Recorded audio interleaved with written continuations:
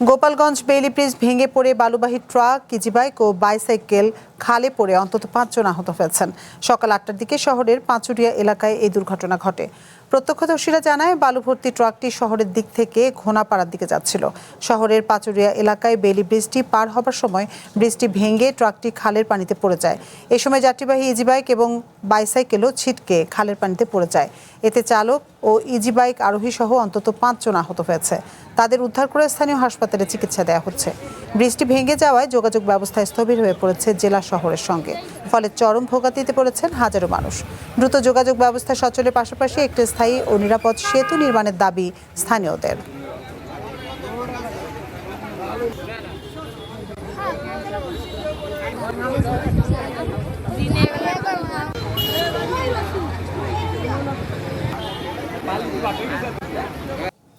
এ নিয়ে বিস্তারিত জানাতে গোপালগঞ্জ থেকে আমাদের সাথে যোগ দিচ্ছেন সঞ্জয় বিশ্বাস। সঞ্জয়, যোগাযোগ সচল করতে প্রশাসনের পক্ষ থেকে কি ধরনের উদ্যোগ নেওয়া হচ্ছে? বিকল্প কোনো সড়ক পথে যোগাযোগের কোনো ব্যবস্থা আছে কিনা, এবং এখন এই মুহূর্তে সেখানকার পরিস্থিতি কেমন দেখছেন?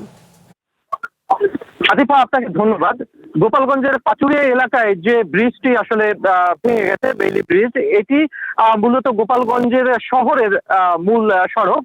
এটি যদি আপনাদের দেখাতে যাই, এইখান দিয়েই কিন্তু প্রতিদিন শত শত যানবাহন গোপালগঞ্জ শহরে চলাচল করে থাকে। এখানে বলা যায় গোপালগঞ্জ শহরই এখন দুইটি ভাগে বিভক্ত হয়ে পড়েছে। একদিকে গোপালগঞ্জের যে মূল বাজার, সেই বাজার এলাকা রয়েছে, এবং জেলা প্রশাসন সহ অন্যান্য প্রশাসনিক যে ভবনগুলো সেটি কিন্তু এর উত্তর পাশে রয়েছে, এবং দক্ষিণ পাড়ের যে অংশটি আপনি ক্যামেরায় এখন দেখতে পাচ্ছেন, এই অংশটিতে কিন্তু গোপালগঞ্জের 250 শয্যা বিশিষ্ট হাসপাতাল এবং মেডিকেল হাসপাতাল সহ বিভিন্ন অফিস আদালতগুলো রয়েছে এবং বিশ্ববিদ্যালয় রয়েছে।